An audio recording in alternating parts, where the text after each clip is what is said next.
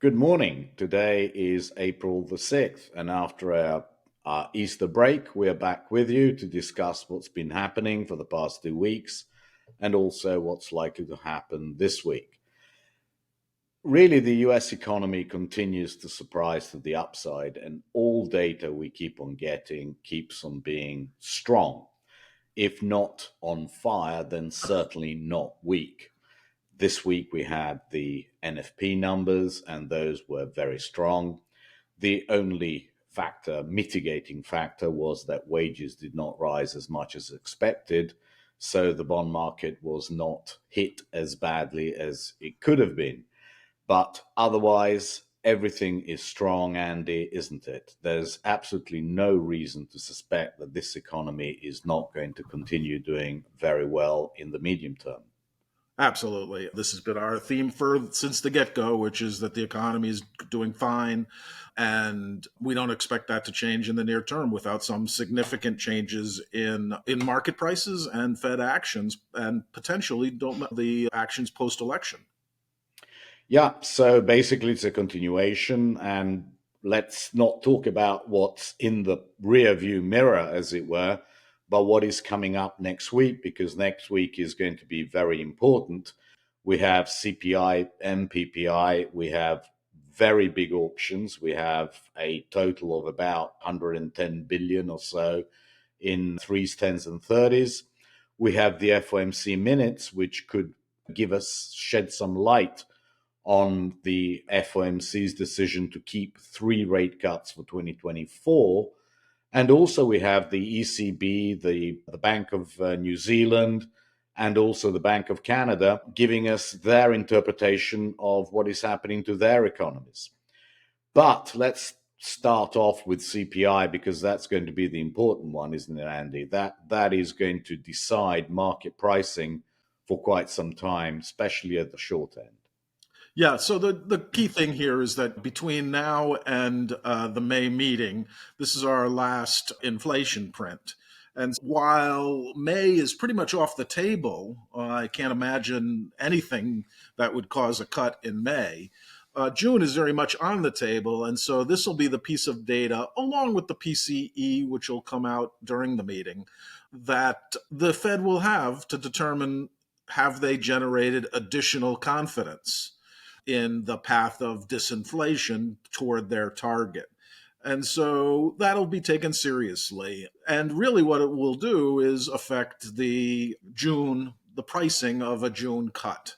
Now, how much it will affect it will depend on a variety of things, but we then get the data for April in May, and then we get the data for May in June, while the FOMC is meeting on this potential first cut.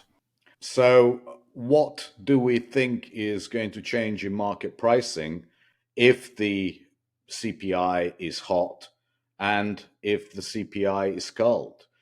A lot of people are expecting this CPI to finally come in line or better. I am not so sure, but then again, what would I know ahead of time?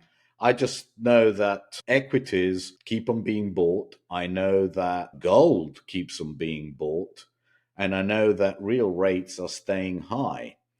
So, do you think we're going to have very big changes in pricing according to the CPI? Or do you think this is very much a Goldilocks and we continue along that path?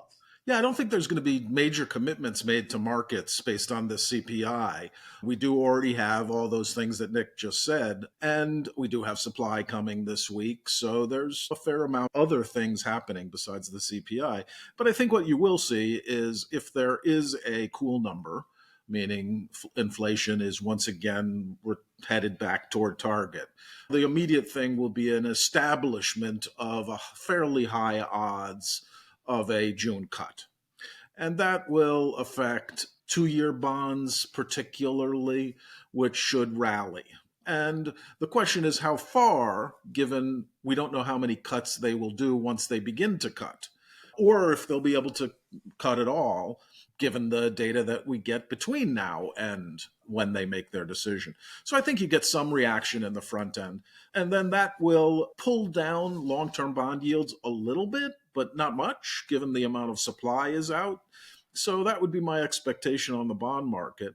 I don't see that having any negative, even though people like to think of gold as an inflation asset, we tend to think of it as a real rate alternative, a TIPS alternative, and a potential fiat currency just weakening asset.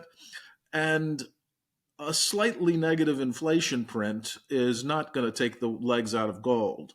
So we wouldn't expect it to fall meaningfully on a slightly weak inflation print.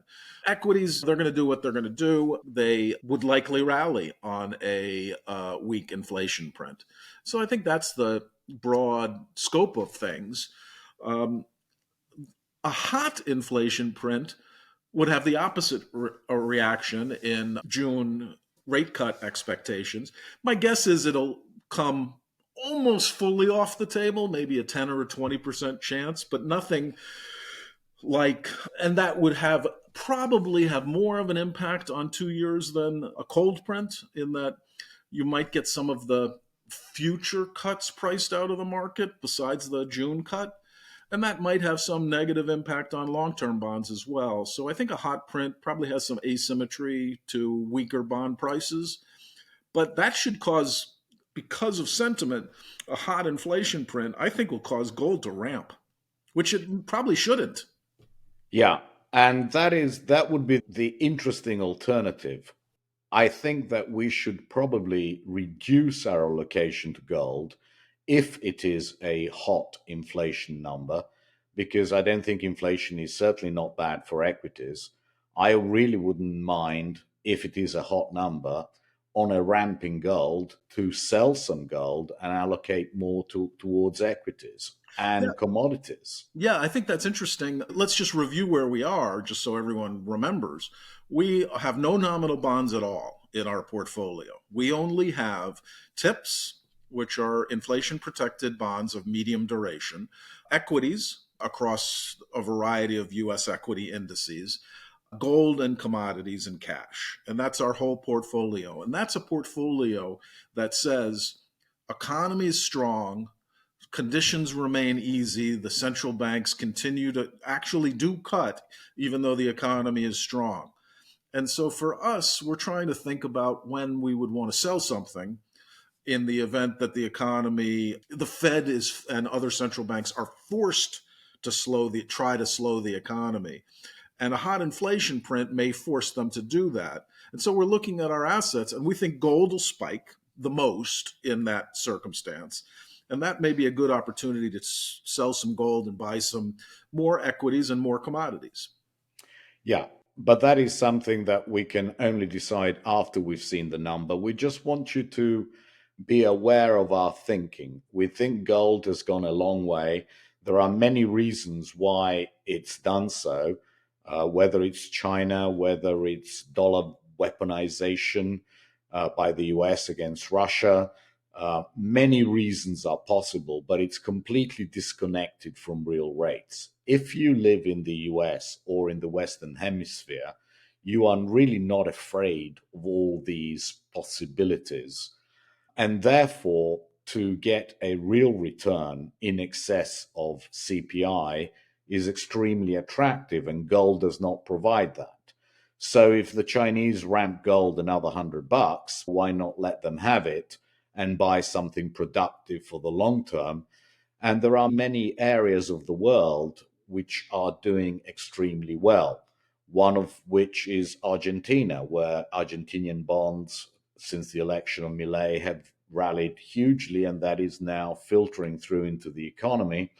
And the Argentinian stock market is beginning to do very well.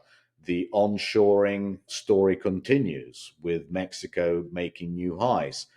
So let's try to take this opportunity, should gold spike, to make some sizable reallocations in the portfolio to take into account what is going on in the real economy and in the real world, and not really care about the fears of the Russians and the Chinese.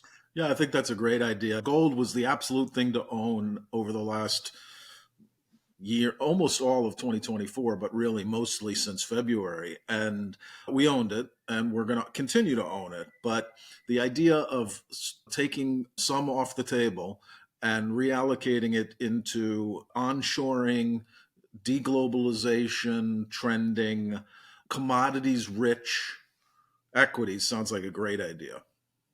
Yes, and that is something that we will send you an email about. We'll get everything ready for you.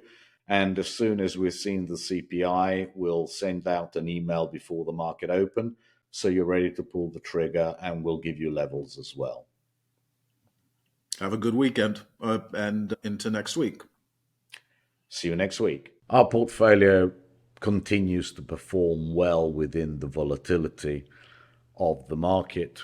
We are now at new highs, even though we had a pretty volatile week in equities, but the various components keep on offsetting each other and we're making new highs. As we said, we will probably make some pretty drastic reallocations according to the CPI number. So please be ready for an email to come out on Wednesday. And we're putting in no limit orders at the moment, but we will send you an email on Wednesday before market open. What are we likely to do? We are likely to be selling some gold and adding to equities. We might even reduce our cash and also our tips allocations, depending on how hot the number is or if it's hot. If it's not hot, we will probably keep them. But we certainly think that reducing gold and upping commodities and or upping some equities makes sense, because gold prices are now beginning to be completely, how shall I put it, outside of the realms of reality in the long term. And this is a long-term account. We don't mind if gold goes up another 5% through our levels if we sell it, because we want something which is productive for the long term, and that is going to be equities and to a lesser degree commodities. Thank you very much indeed, and expect an email from us on Wednesday in either case.